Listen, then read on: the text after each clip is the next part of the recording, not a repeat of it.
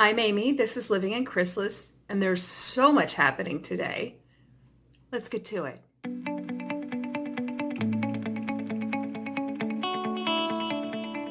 Welcome or welcome back. If you're new or haven't bothered, go ahead and give my channel a present for its first birthday, which is today. Yay, 1 year on YouTube, and hit the subscribe button, would you? I've also just hit 500 subscribers with a little bit of help from Linda's House of Chill. It's a grow channel, so there are some really nice people that have come to help me out. And wow, and I still wind up having so many video ideas that even though I've bumped my filming schedule over the course of the year from once a week to now 3 times a week, I still wind up not being able to keep up in my head. So, but hopefully that'll mellow out in time. I was a little disappointed that I have not received my ColourPop order in time to do this video, but that should be over the next couple of videos, I think. Now, I had considered doing like a little birthday cupcake, but I missed the bakery that does the gluten-free ones. Yes. That is my life, the gluten-free life. Anyway, and then I'd had thoughts about running to the grocery store and picking up a mix and making myself a cake for today so I could do little cupcakes. But I just had my first day of physical therapy. And I hurt. And I don't want to go to the store tonight. I love cake, but I hurt. But I like cake, but I hurt. But my actual birthday is coming up in a week, so I will probably do some sort of birthday cake mukbang with that video.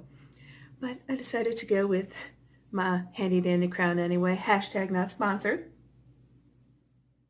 Let's talk giveaways. Well, at 1 year and 500 subscribers, I would love to do a giveaway. Your girl's on disability right now. So I'm really hoping by the time I hit 1,000 subscribers, things will be much better. Of course, if I hit it really fast, that'd still be awesome. So, yeah. Don't make that make you hesitate in the slightest from subscribing. Anyway, but I think I want a giveaway. I was trying to figure out which one because the name on the return address doesn't match any channel names that I know of. So I went into my DMs and my email and I still couldn't figure it out. So I am covering the address, but I have a package. And this is neat. It's not paper. It's like those shopping bags. So I'm going to open her up. This is extremely well sealed. Look at that. Yay. Okay. And hopefully by the time I'm editing this, there will be something in here to tell me who it is. Let's see, shall we? Drum roll. Okay, wow.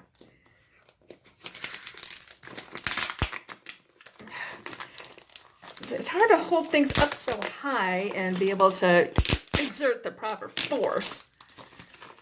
But unfortunately, of this curtain, right now we can only find one of them, so I'm not able to pan out without it looking really janky. Even jankier than it already is. What in the heck is on there? Great, I'm going to have to take that down and wash it. Or, well, get the guys to wash it. I don't think I'm quite ready for the basement stairs yet.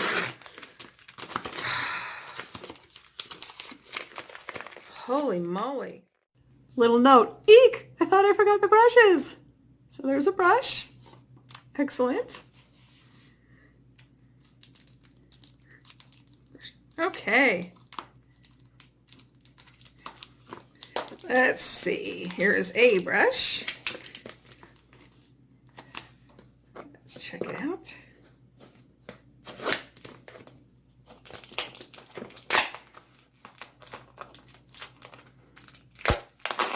Okay, here's a brush. It is a Vasanti brush. Take it out of this. I'm not familiar with Vasanti, but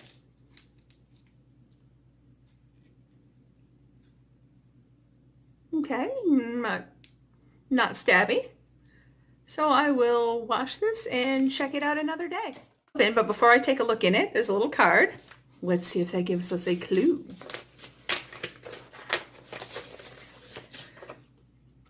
Aw, thanks so much.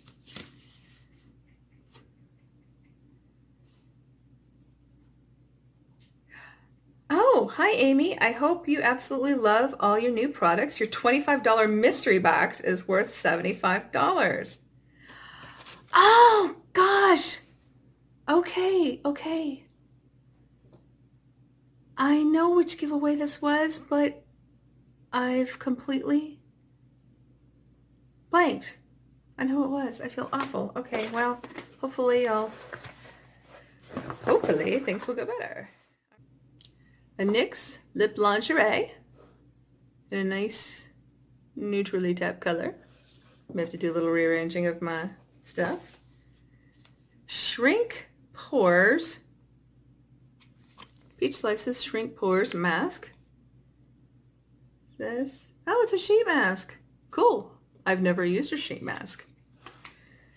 This will be fun. Fun little hair tie with unicorns. Yes, I, like many other girls, was completely into horses and unicorns as a kid.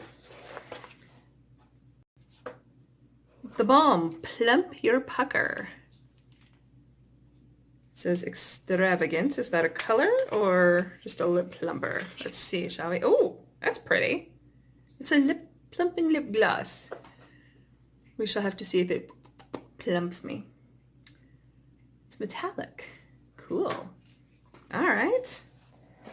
Then, these are so cute. Look at all these. Like everything is wrapped in some form or another. Okay. Oh, Pixie Matte Last Liquid Lip. All right.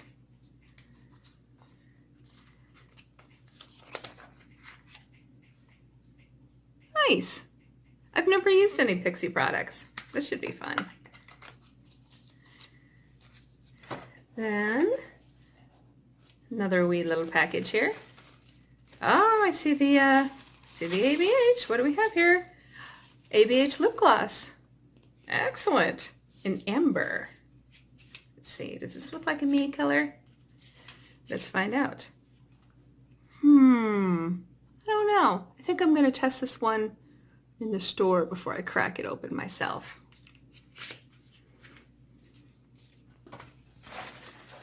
Okay. Oh, another hair tie. It's a little bit cute.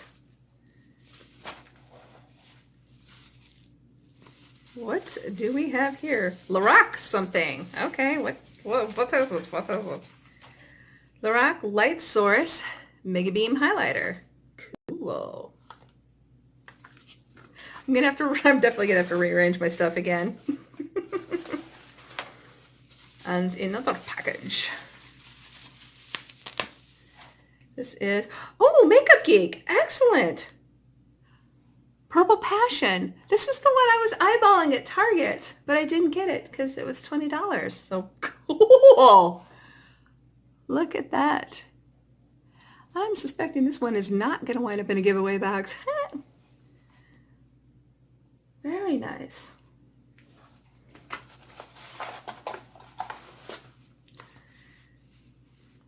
And an adorable little makeup bag. Now I really feel like an a-hole. I'm going to have to go further back into my emails and see if I can find the channel name. I know what this is. This girl gets these mystery boxes from, oh, I think it's Etsy or eBay or something. I'm not sure, but she gets these mystery boxes, and I know she's reviewed them before, and I entered a giveaway for a mystery box, and I won it. What is wrong with me? Wow. It's hard to even get my thoughts together. There's so much, and I don't know. But anyway, I've I finished my Game of Thrones panning project. This was started by Little Ms. Nat, and her idea was to pan products, giving each of them a name from Game of Thrones. So I went with these two palettes, which are the Elf Velvet Touch eyeshadows, which are cream. I did not know that when I bought them. So this is my last look of the panning project. And did I just, no, I'm good. But these are the final results. This palette was essentially, these palettes were essentially untouched when I started the project. So let's see, can we show some dippage there? Yeah, I mean, they're not used up, but I think I did a fairly respectable job, all in all. Given the short season, there was 6 episodes instead of 10, I think we all would have preferred. Speaking of which, if you have not finished the Game of Thrones season, this is the time for you to make sure you've subscribed and then duck out, because there are going to be spoilers. I do have things to say. Okay, now that those of us with no lives are back, yeah. So ever since, well, there's been complaining online about the whole season, but especially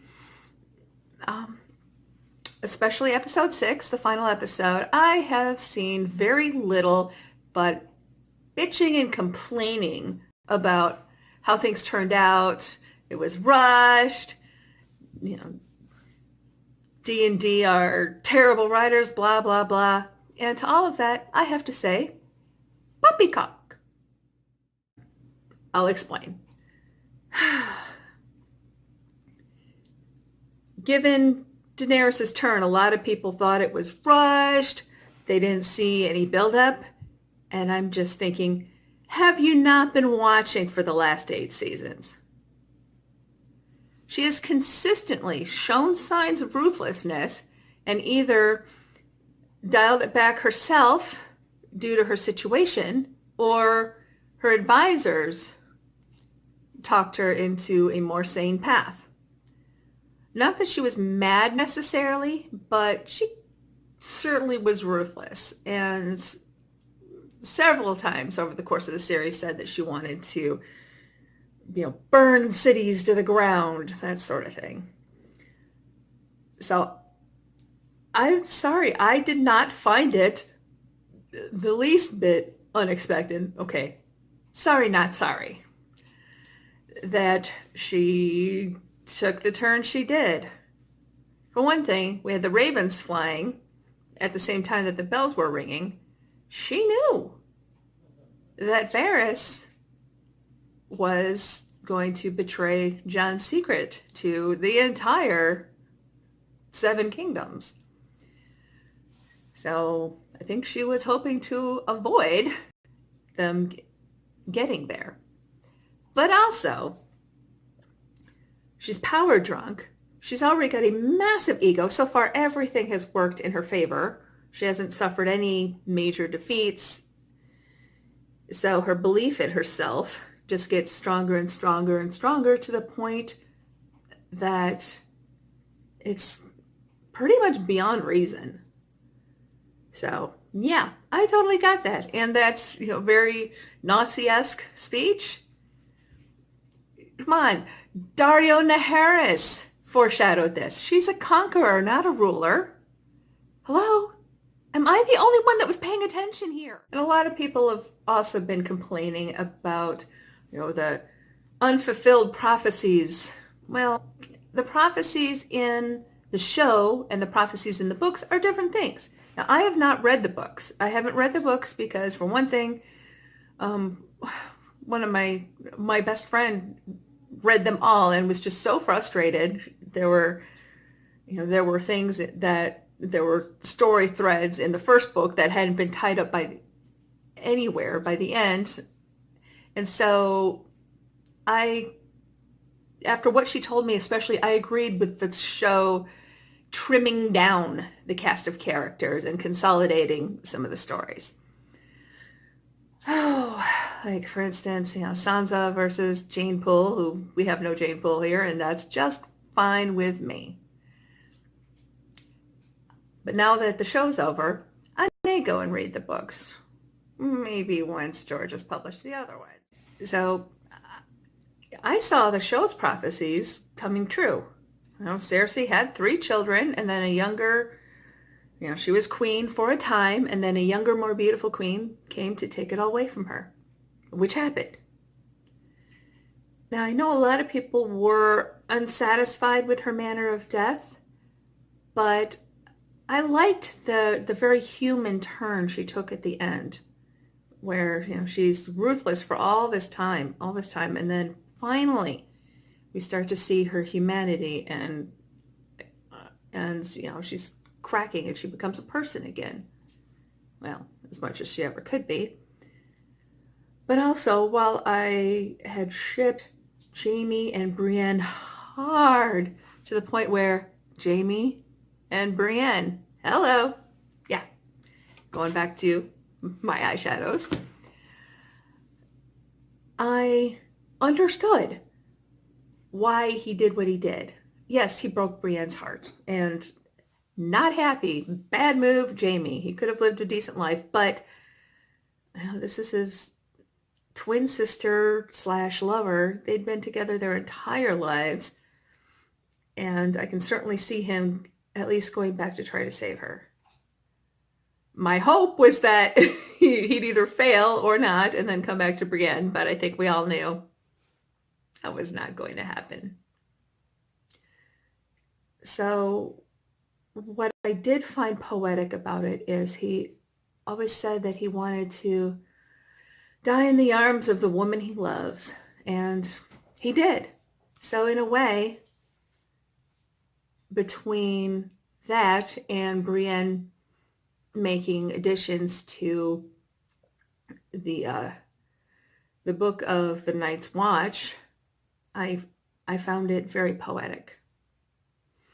And besides, what was Brienne gonna do? Was she really gonna, settle down and become the Lady of Casterly Rock? Nah. Poor Gendry. Poor Gendry. I know. Well, he certainly would have loved to have married Arya. She's not there. Oh, I suppose somewhere in my black little heart, I'm hoping that eventually when she's done exploring the world, and is starting to feel it a bit, maybe she'll come back to him. Or maybe he'll just keep rowing until he finds her. Now, as far as the main threads, well, was Daenerys really going to share power with Jon? Would he have had to essentially look over his shoulder all the time to make sure his own wife didn't do him in? If those two were to get married. Not to mention, I can see why he'd have been seriously icked out at the thought of marrying his aunt.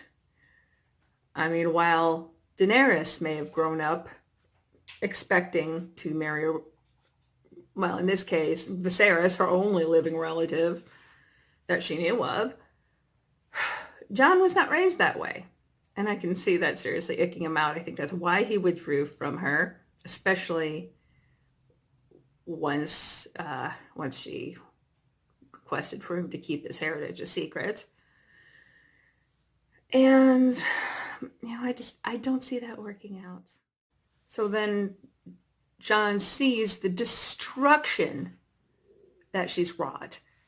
And he also sees the Unsullied committing war crimes. They're killing prisoners. And especially once he's learned that it's on Daenerys' orders, well, I think the thought started to gel that there is no way that she can be allowed to rule. This can't happen. He was raised with Ned Stark's strong and stubborn and often foolish sense of humor, sense of honor, sense of honor. He didn't have much of a sense of humor, but he had a sense of honor. So I can see this, I could see this happening. Absolutely. And I was so happy that Drogon didn't burn him to bits. Now, whether it was just because Drogon saw that Jon was grieving and didn't think that he did it, or whether it was somehow symbolic that he melted the Iron Throne. And dragons are intelligent. I don't know how much he knew, but anyway, I thought that was very fitting. And I may be one of the few people that actually thinks the ultimate resolution of the show was fitting. Yes, the season was a bit rushed. We would have preferred 8 or 10 episodes to 6, but I actually believe that the ultimate resolution works. Sansa obtained independence for the North, which was, especially given in earlier seasons, we see Cersei explaining to Joffrey why the North is important, how much that it's larger than the other 6 kingdoms put together. It's wild. It can't be managed from King's Landing. It just can't. So it makes sense that the North would be an independent kingdom. Additionally, Sam's suggestion of democracy was adorable. We all knew that wasn't going to happen. This society is not ready for that. It's just not. But what we do see, and remember, George Martin borrows heavily from English history. Heavily. So what we've seen by this assembly of lords is, I believe, the beginnings of a true parliament.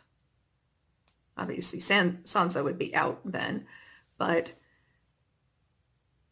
and we also see parliamentary check on ruling powers. Now, this is something that's always been a part of English history. It's been much more so in English history than in any other monarchy's history. Typically in Europe, the monarchies were absolute, but in England, not so much. Especially once you see Parliament removing Charles I and going through their glorious revolution. That was when Oliver Cromwell was named the Lord Protector, and once he passed away, the whole thing just fell apart and Parliament wound up requesting Charles II to assume the throne. Parliament also stepped in 1706 and passed the Settlement Act, which deposed King James, the third or fourth, I'm not sure, but deposing the Catholic monarch to bring in heirs with less of a claim, but that were Protestant, to keep the country Protestant. So Parliament has a history of stepping in. So I see this as the very beginnings of the parliamentary system, if one wants to think of the Magna Carta, which does limit, for the first time in writing, the powers of the monarch and grants additional protections to the lords. Now, obviously, this was not what we would have it now, but it is the very beginnings of democracy. So I thought this ending was quite fitting given what we know about the sources of, or the inspiration for many of these stories in the Game of Thrones universe. I should probably get going. This is getting a bit long. So thank you so much for watching, sticking with me, especially those of you who've been around for a while. But if you haven't already, please subscribe. Subscribe. And help me grow. I'm certainly an active subscriber, and I'm certainly hoping to help my YouTube friends grow as well. And of course, thank you so much.